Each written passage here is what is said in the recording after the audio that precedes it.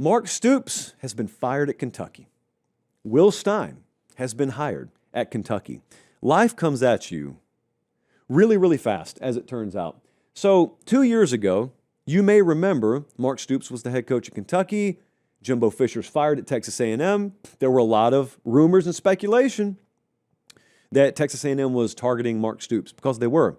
And there was sort of an agreement in principle. And then Mark Stoops started to pack his bags. And in the meantime, the forums and the message boards and talk radio just blew up. And Texas A&M fans basically revolted and basically said, no. And the A&M administration was like, what do you mean no? You're not going to hire him. And if you do, you will pay the price. And don't even make us back up our words on that, because we will deliver. So it fell through. And then there were various takes out there to varying degrees of egregiousness. Our good, close personal acquaintance, not friend, but acquaintance Brandon Walker, for example, took to the internet 2 years ago. One of many great takes he's had. He said, if Texas A&M fans really strong-armed their school into not hiring Mark Stoops, we have a new dumbest fan base in America. More concerned with winning the press conference than winning games. Mark Stoops, since that tweet, 9-15, out of a job. Texas A&M, since that tweet, they're in the playoff, aren't they, Jesse? So it turns out you can win the press conference and win games. Yeah. So Will Stein, whomst is Will Stein? Some of you may be asking. Well, he is the Oregon offensive coordinator. Really sharp guy. I love the idea of Kentucky going after Will Stein. Now until eternity, when a new coach is hired, I am ripping Tom Fornelli's quote. It's a great hire. I have no idea if it will work out. I do love the concept of it, though. And the concept is, stop trying to find a sure thing. Stop trying to find a guy that's already an established winner as a head coach, because they aren't really out there. And if they are out there, respectfully, it's Kentucky. You're probably not landing them. You got to go land the next guy. Well, Josh, what if they hit a home run and Will Stein wins a lot? Well, worry about retaining him later. But go get a guy who can win first. Now, I got to tell you, I've sat in Will Stein's offensive meetings within the last month even. In fact, so has Savannah State. We were out there for the USC game. And, I mean, Dan's really great about access there as long as you keep your mouth shut. And so I took a blood oath that I wouldn't report anything back directly, but I also went and sat in on Will Stein's offensive meetings. And Savannah State leans over to me. Yes, my wife is in the offensive meetings with me as well. She leans over and asks, who is that? I said, that's Will Stein. She goes, he sounds like a head coach. Hey, quick time out here. Are you subscribed to the channel? It doesn't cost anything. It's free. Please do it. It helps us maintain the show at this level. That's it. That's all I got. Back to the clip. Well, less than a month later, he is an SEC head coach. Runs a good meeting. Obviously runs a good offense. How prepared does the room feel is always what I compare. Because I go a lot of these places, I get to sit in that kind of setting a lot. Like how prepared does the room feel? How much are they echoing back to you what you're saying to them? It doesn't matter what you know if you can't put it in their heads. And if what's in their heads doesn't come out on the field. You can be the smartest football savant known to man. It doesn't matter. Will Stein's really good at knowing the game, calling the game, coaching the game, but then his players executing the game at a high level. And the other thing that stands out about Will Stein's offense and being in his meeting rooms is how readily those quarterbacks could finish his sentences for him. They just know the system, so he knows it, and what he knows is in them. So it's not a guarantee of anything. I'm just giving you an observation. Dude is really sharp offensively, and his team plays accordingly.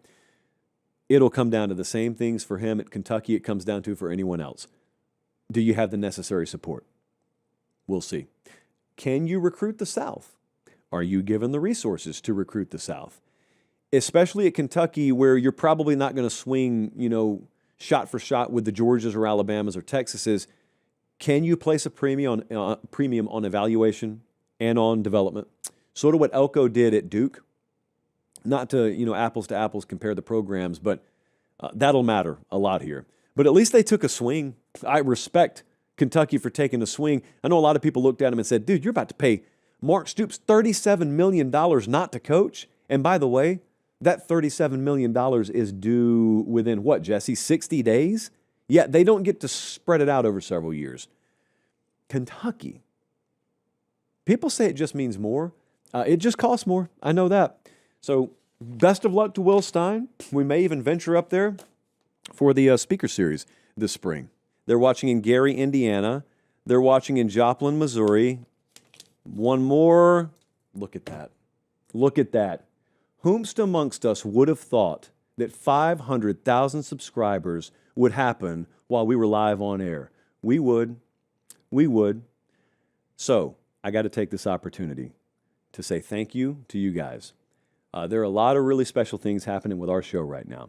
A lot of things that, candidly, and I don't want to get into people hating on stuff or people doubting stuff, but there were people within the last decade that thought it was one of the most foolish things in the world to leave certainty to tread into uncertain waters, and that being trying to make a living in digital media, in alternative media, especially if you're just going to go talk about college football. Now, the reason that I was so steadfast that this would work was because I am one of you guys. I am of the college football diehard audience, and I knew I wasn't being served. Like I looked around on radio, on TV. I didn't really have what I wanted, and I knew I wasn't alone. All my buddies felt the same way. So let's go do it. Let's stop, instead of complaining about it, let's go offer it. The market offers us the ability to do that now. Overhead and distribution are not barriers anymore. And so now if you think you got what it takes, go try your hand at podcasting. Go try your hand on YouTube. And we did. And man, the show has exploded to the point where we get to call our shots, we get to own our IP, we get to own the show. And I say we intentionally because it's not me, it's the staff, it's you guys though, it's your show. We don't exist without you. So I know some people say that sometimes because the teleprompter tells them to say it. We don't own a teleprompter. So I appreciate you guys, man. We got a lot of special stuff happening right now. We've had some pretty big meetings lately that are directly tied to the success of this show. That's just numerical evidence of it, but the evidence is all around. So you let us do what we love to do for a living. I really appreciate it. And in turn, we get to deliver to you exactly what you want, which is sort of a college football show that's free of like any kind of corporate interference. No one ever walks in and dictates what we have to say. There is no league that we have to have allegiance to or network that we have to have allegiance to. I mean, we got great partnerships, but it's our show. And you guys have made sure that it can remain that way. And to anyone out there that is toying with the idea of doing this and may be intimidated because the market's too saturated, market's not too saturated. If you love what you do and you can dedicate yourself to it and you have a minimum baseline of God-given ability, talent is very overrated, actually, in this case. If you just got the minimum, just go do it. You can actually change your life in the process. I know, because you've helped me change mine and change the staff's. And look, I know that's a really, really lofty number. I will tell you, we have only just begun on that front.